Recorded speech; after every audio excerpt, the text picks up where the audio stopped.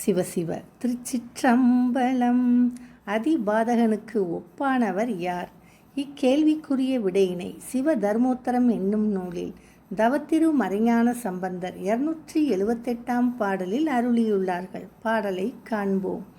அறிக சிரமும் சிவதனத்தை அவகாரகனை அஃது அறிதேல் அறிவித்திடுக இருநிதியம் அளித்தும் வலியார் அவராலே அறிதேல் அத்தும் அப்புரிவிட்டு அகல்க அகலாது உறைவாரேல் உரியார் அதிபாதகத்தவனுக்கு ஒப்பார் நிறையத்து எய்ப்பாரே என்பதாகும்.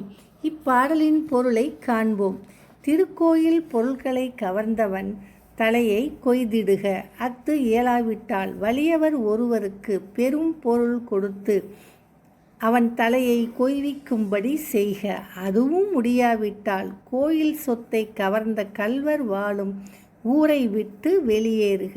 அவ்வாறு செய்யாதவர் அந்த திருடர்களாகிய அதிபாதகனுக்கு ஒப்பாவார். அதனால் அக்கள்வன் அடைகின்ற நரக வேதனையை அடைவார்கள். தமிழகத்தில் பாண்டிய மன்னர்களின் ஆட்சி காலத்தில் கள்வர்களின் தலையை அறிந்தனர்.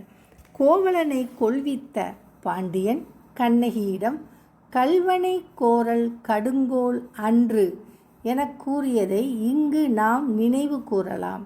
தற்காலத்திலும் கோயில் சொத்துக்களை அபகரிப்பதும் கோவில் சிலைகள், அணிகலன்கள், கோயில் பூஜை பொருட்கள், விளக்கு போன்றவைகளும் திருடப்பட்டு வருகின்றது. திருச்சிற்றம்பலம்.